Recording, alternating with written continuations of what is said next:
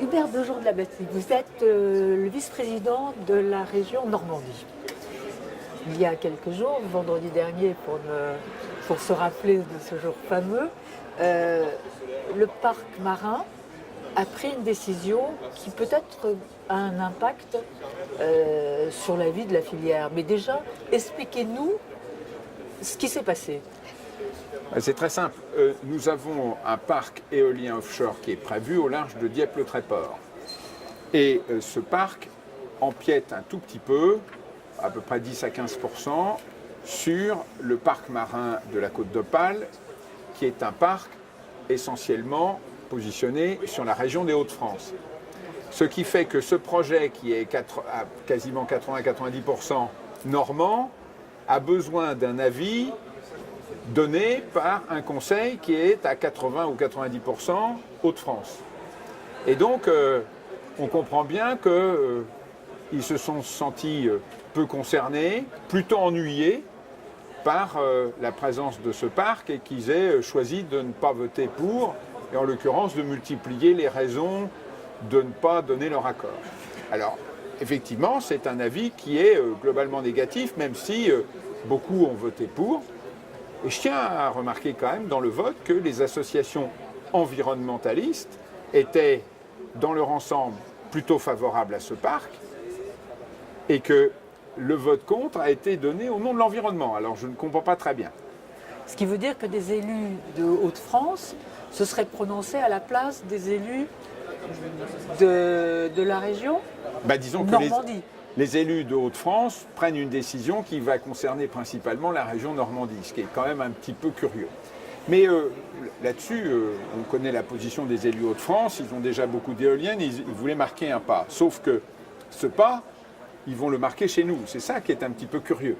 Donc ça veut dire que si on déplace un peu, si on pouvait déplacer un peu le parc éolien plus vers la Normandie, vous ne seriez pas contre? Je ne serais pas contre. Prenons-le autrement.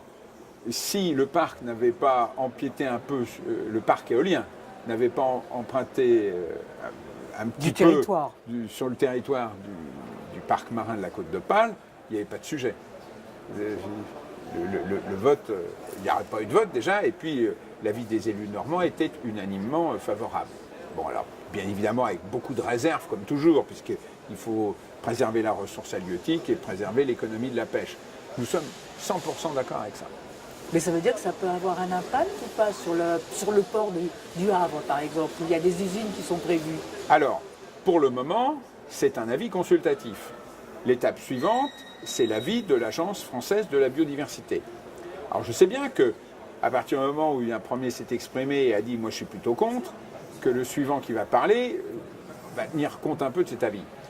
Je serais extrêmement surpris que l'Agence française de la biodiversité ferme complètement la porte à un pan entier de l'activité des énergies marines renouvelables pour notre pays, la France. Sachant que, comme je vous l'ai dit, les associations environnementalistes, s'il n'y avait qu'elles, avaient donné un avis favorable. Or, nous sommes là bien en train de répondre à une question. Est-ce que ces impacts sur la biodiversité marine de ce parc sont fortes ou pas? Comment les atténuer et quelles réserves peut-on mettre? Parce que bien évidemment, ce que j'attends de l'Agence française de biodiversité, je fais partie du Conseil national de la biodiversité, c'est de faire la liste des conditions dans lesquelles on pourrait accepter la réalisation de ce parc. C'est ça l'idée. Et c'est ça que j'attends de l'Agence française de la biodiversité, c'est qu'elle dise les conditions dans lesquelles ce parc peut se réaliser. Est-ce que vous pensez que ça peut aussi avoir un impact sur ce qui pourrait se passer, ce qui pourrait se passer pour l'hydrolienne d'une manière générale? Alors, on sait très bien qu'il y a des avis qui doivent être pris en compte, des susceptibilités qu'on doit arbitrer. Sachez qu'en Méditerranée, par exemple, il y a des parcs éoliens qui sont faits sur des parcs marins et que les parcs marins ont voté pour. Donc il n'y a pas une espèce de position de tous les parcs marins contre l'éolien offshore. Première question. Deuxième question, est-ce qu'il y a une position de principe vis-à-vis des énergies marines renouvelables? La réponse est très simple.